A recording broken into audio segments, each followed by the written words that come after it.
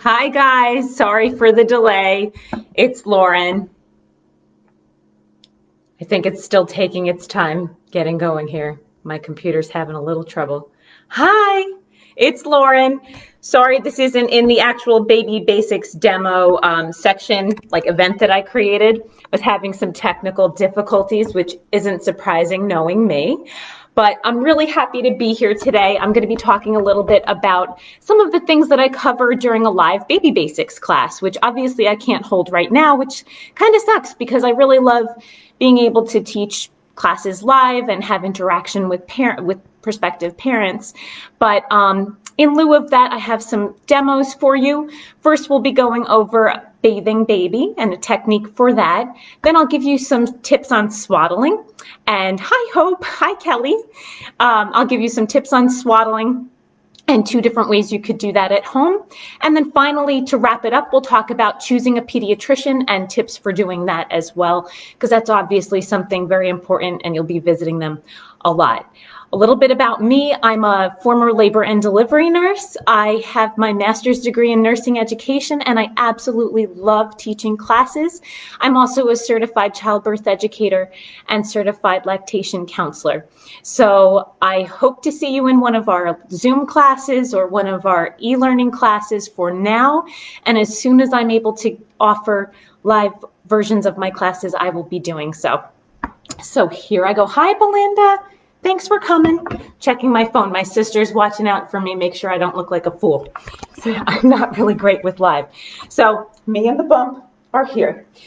So I have baby Sam with 2 A's for strong as a mother. Hi, Jing. I see you.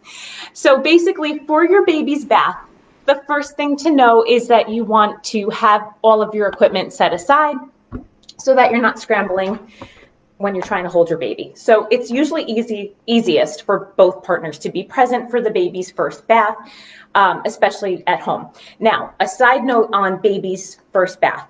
You do not necessarily have to give your baby a bath in the hospital, okay?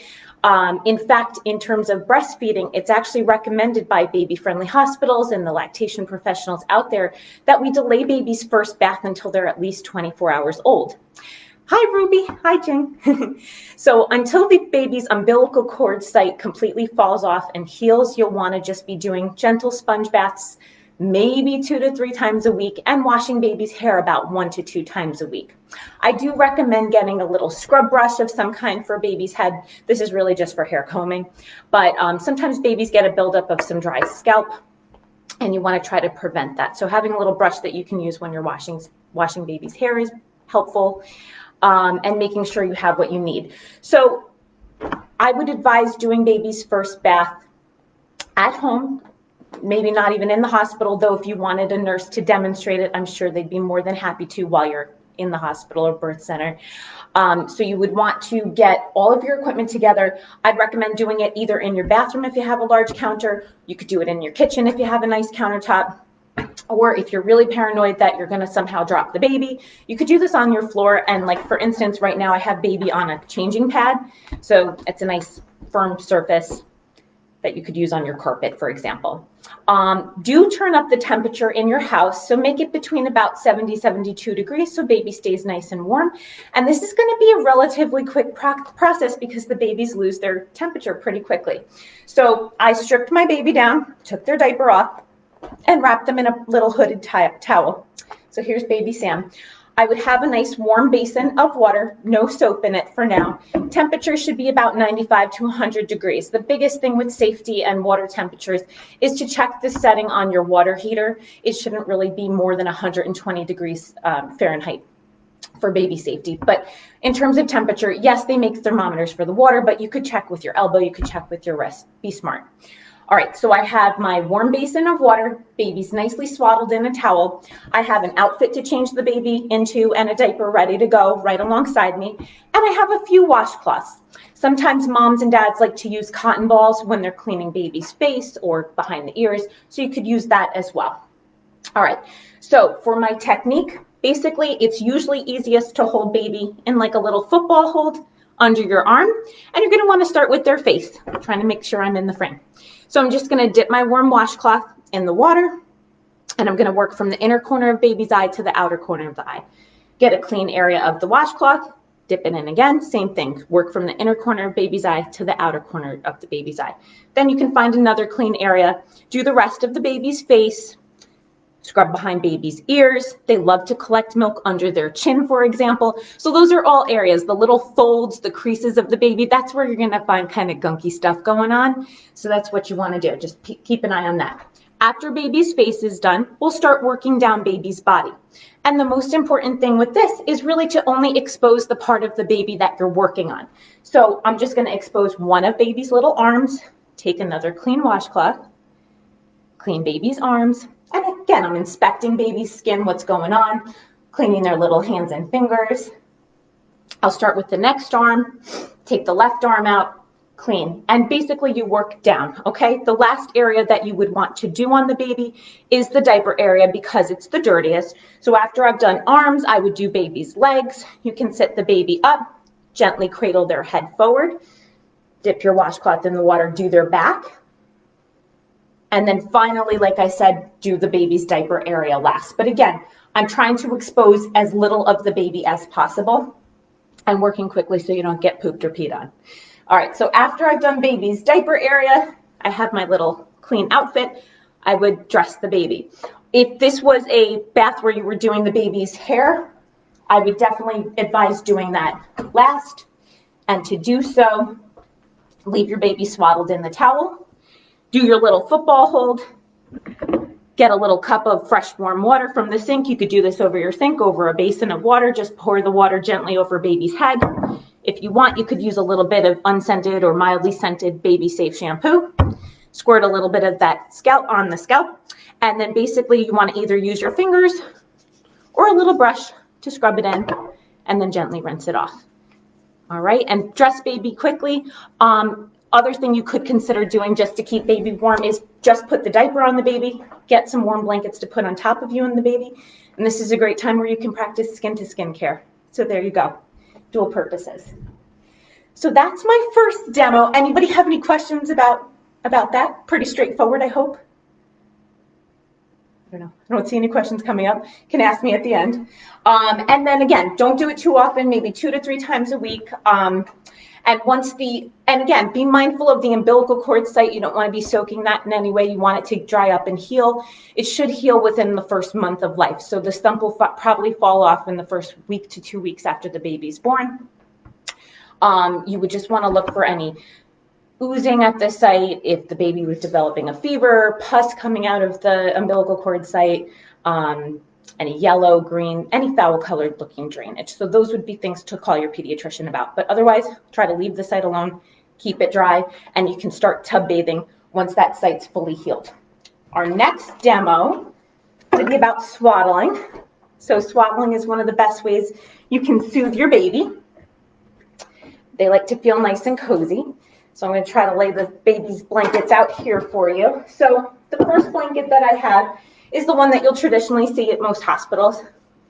So it's a little white and blue and pink one. And to do a traditional swaddle that you'll see the nurses do, just trying to angle my computer down, I have the blanket in like a diamond shape. I'm folding one corner down like a triangle. And you may need to adjust how deep or how shallow the triangle is depending on how large your newborn is. This baby's a very long baby, so it's going to be kind of a shallow triangle. So baby's in the middle of that little triangle that I created. Trying to angle us better, not failing miserably. Okay, try. There we go. Okay, so baby's in the middle of the triangle. I have my other 3 edges. I'm going to take one edge of the blanket, fold it across baby's body, give a little pull so it's kind of snug, roll baby on the side slightly, and tuck it underneath the baby. Now, this baby can't really bend its arms up by its face, but ideally I would recommend bending baby's arms up by their face, so if they want to show you their feeding cues, like licking on their hands, sucking on their fingers, you can see it. So that's the first move. Next, think baby burrito. You're going to bring the middle up. You can either fold any excess fabric out towards you or in towards the baby, either way. And then finally, give a little pull to the third side, fold it across baby's body, and tuck underneath. And there you have a little swaddle.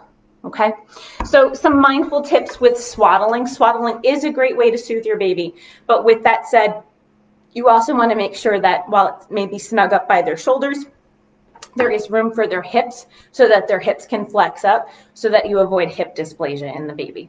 So that's important, okay?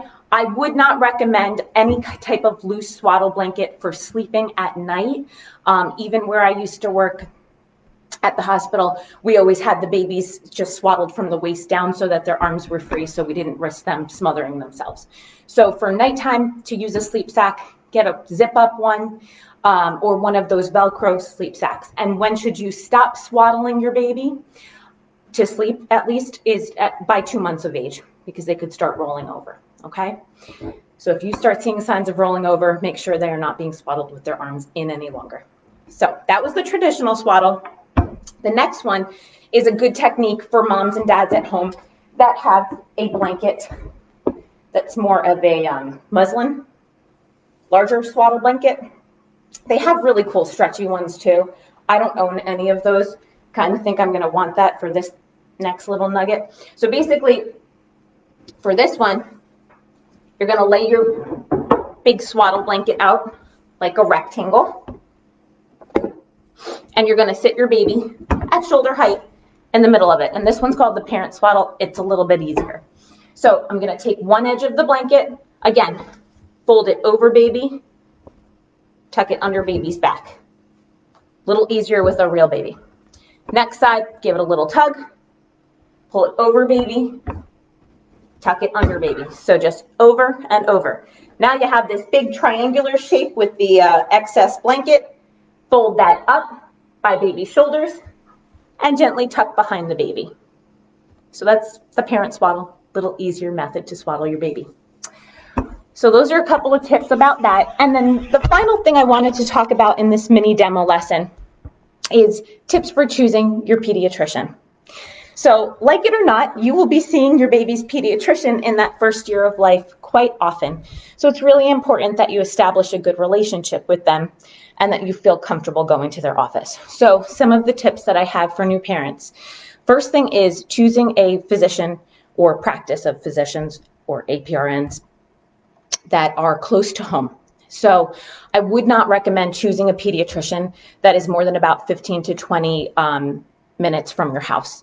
And I say that because if the baby is sick in that first year or two of life, you might be going more frequently than once a month. You might be going every week or every 2 weeks. So it can be a lot. So you don't want to be trying to finagle nap time in between office wait time with a commute as well. So try to keep the pediatrician's office close to home.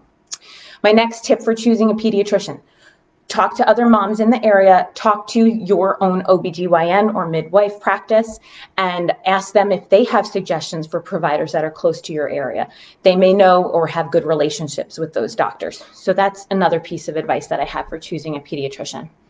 The third piece of advice, now this is a little bit different now with the era of the coronavirus being among us, but many practices do have a day set aside per month for new parents or expecting parents that might be coming into the practice with a new baby, where they can ask questions.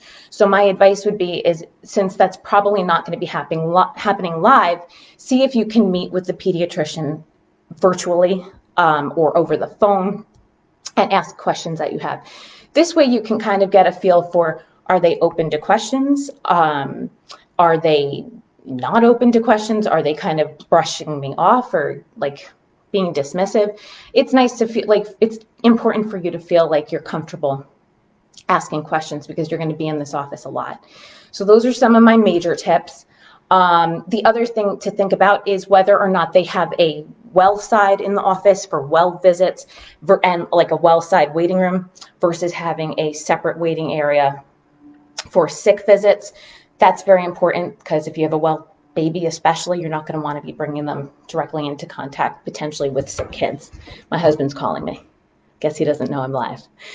So that's another big tip. And the other thing is finding out what hospital that they are affiliated with if you did need to have your baby admitted to a hospital.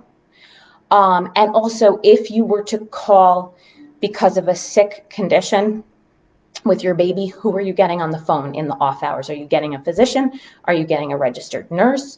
Are you just getting an answering service? Like, who will be calling you back? And then finally, and I can say this as a shift worker who has weird hours, and my husband's a shift worker as well, and we have just strange schedules. It's important to know, do they have late hours? Do they have any weekend hours available? And if not, who do they refer to? Are you just told to go to an urgent care or an ER, or do they work with another practice separately? Those are really important things.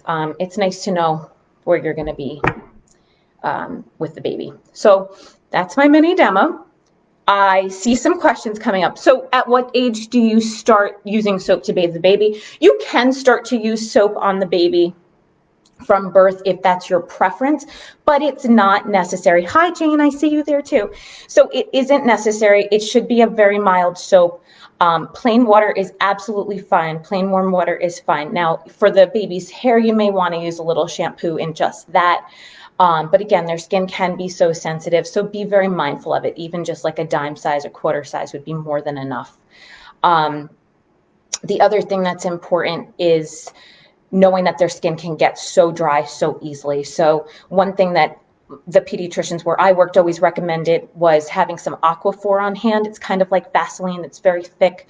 It's hypoallergenic, and that can be a really good barrier for preventing diaper rash, and it can be really good on baby's dry skin. You can even use it on their face if needed. So not necessary to use soap, can use it from birth and see how it goes, but just be mindful of any redness or rashes going on with baby's skin.